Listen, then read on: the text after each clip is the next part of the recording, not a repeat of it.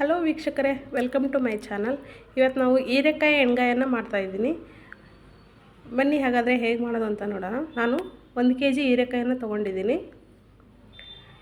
ಇದಕ್ಕೆ ಮಸಾಲೆಯನ್ನು ರೆಡಿ ಮಾಡ್ಕೊಳ್ಳೋಣ. ಮಸಾಲೆ ರುಬ್ಕೊಳ್ಳೋದಕ್ಕೆ 1-2 ಈರುಳ್ಳಿಯನ್ನು ಕಟ್ ಮಾಡಿ ಇಟ್ಕೊಂಡಿದ್ದೀನಿ. ಹಾಗೆ ಸ್ವಲ್ಪ ಕೊತ್ತಂಬರಿ ಸೊಪ್ಪು, ನಂತರ 2 ಚಮಚದಷ್ಟು ಗುರಾಳ ಅಂತೀವಿ. ಹೇಳ್ಬೇಕಂದ್ರೆ ಇದು ಸೂರ್ಯಕಾಂತಿ ಬೀಜ ಇರುತ್ತಲ್ಲ, ಚಿಕ್ಕ ಚಿಕ್ಕದು ಅದು ತೊಗೊಂಡಿದ್ದೀನಿ. ನಂತರ ಸ್ವಲ್ಪ ಕರಿಬೇವಿನ ಎಲೆ, ಹಾಗೆ ಖಾರಕ್ಕೆ ಒಂದು 10-12 ಹಸಿಮೆಣಸಿನಕಾಯಿ ತೊಗೊಂಡಿದ್ದೀನಿ. ನೋಡಿ ಹಾಕ್ಕೊಳ್ಳಿ ಖಾರಕ್ಕೆ, ನಿಮ್ಗೆ ಎಷ್ಟು ಬೇಕೋ ಅಷ್ಟು. ನಂತರ 4 ಟೊಮೆಟೊ ತೊಗೊಂಡಿದ್ದೀನಿ. ಹುಳಿ ಜಾಸ್ತಿ ಆಗಬಾರ್ದು, ಅದಕ್ಕೆ 1 kg ಹೀರೆಕಾಯಿಗೆ 4 ಟೊಮೆಟೊ ತೊಗೊಂಡಿದ್ದೀನಿ. ನಂತರ ಚಿಕ್ಕ ತೆಂಗಿನಕಾಯಿದು ಕೊಬ್ಬರಿಯನ್ನು ತೊಗೊಂಡಿದ್ದೀನಿ, ಪೀಸ್ ಮಾಡಿ ಇಟ್ಕೊಂಡಿದ್ದೀನಿ. ನಂತರ 1 ಚಮಚ ಜೀರಿಗೆ, ಹಾಗೆ ರುಚಿಗೆ ತಕ್ಕಷ್ಟು ಉಪ್ಪು, ನಂತರ 1 ಚಮಚ ಅರಿಶಿನ ಪುಡಿಯನ್ನು ತೊಗೊಂಡಿದ್ದೀನಿ. ಇವಾಗ ಇದೆಲ್ಲವನ್ನು ರುಬ್ಕೊಳ್ಳೋಣ. ತುಂಬ ನೈಸಾಗಿ ರುಬ್ಬೋದೇನು ಬೇಡ, ತರಿಯಾಗಿ ರುಬ್ಬಿದರೆ ಸಾಕಾಗುತ್ತೆ. ನೋಡಿ ರುಬ್ಬಿಟ್ಕೊಂಡಿದ್ದೀನಿ, ತುಂಬ ನೈಸಾಗಿ ಏನು ರುಬ್ಕೊಂಡಿಲ್ಲ.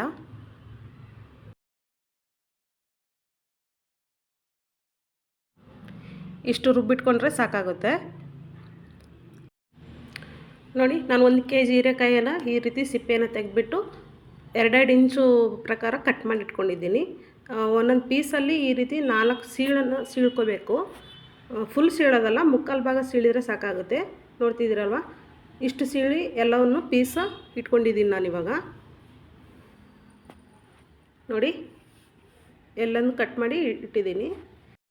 ಹೀರೆಕಾಯಿ ಸಿಪ್ಪೆ ತೆಗೆದು ಕಟ್ ಮಾಡುವಾಗ ಒಂಚೂರು ತಿಂದ್ಬಿಟ್ಟು ನೋಡಿ, ಯಾಕಂದರೆ ಒಂದೊಂದು ಹೀರೆಕಾಯಿ ಕಹಿ ಬರುತ್ತೆ.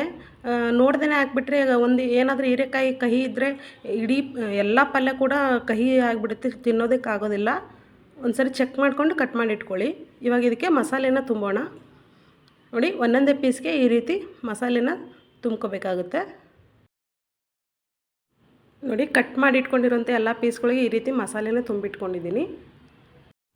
ನಂತರ ಒಂದು ಪಾತ್ರೆಗೆ ಸ್ವಲ್ಪ ಆಯಿಲ್ ಹಾಕ್ಕೊಳ್ತಾ ಇದ್ದೀನಿ.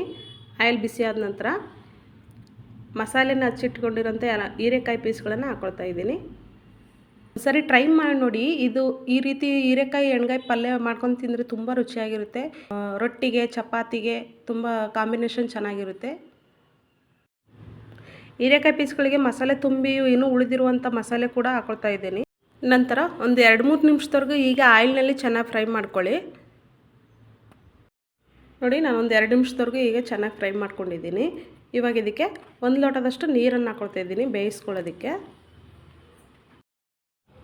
ನೀರು ಜಾಸ್ತಿ ಹಾಕಬೇಡಿ, 1 ಲೋಟ ಹಾಕ್ಕೊಂಡಿದ್ದೀನಿ ನಾನಿವಾಗ 1 kg ಹೀರೆಕಾಯಿಗೆ ಬೇಯೋದಕ್ಕೆ. ನೀರು ಜಾಸ್ತಿ ಹಾಕಿದರೆ ಚೆನ್ನಾಗಿರಲ್ಲ, ಟೇಸ್ಟ್ ಎಲ್ಲ ಹೋಗ್ಬಿಡುತ್ತೆ. ಇದು ಸ್ವಲ್ಪ ಗ್ರೇವಿ ಥರ ಇದ್ದರೆ ಚೆನ್ನಾಗಿರುತ್ತೆ ಪಲ್ಯ.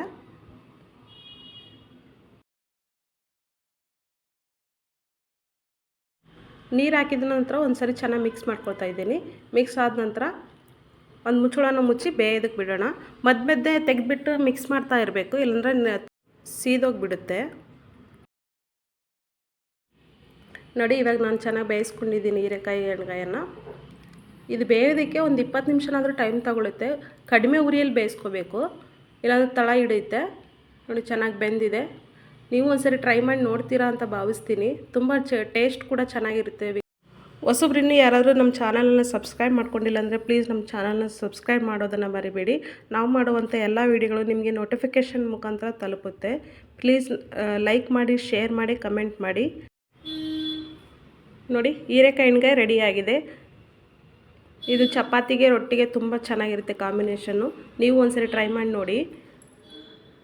ಓಕೆ ವೀಕ್ಷಕರೇ, ಮುಂದಿನ ವೀಡಿಯೋದಲ್ಲಿ ಸಿಗೋಣ. Thanks for watching.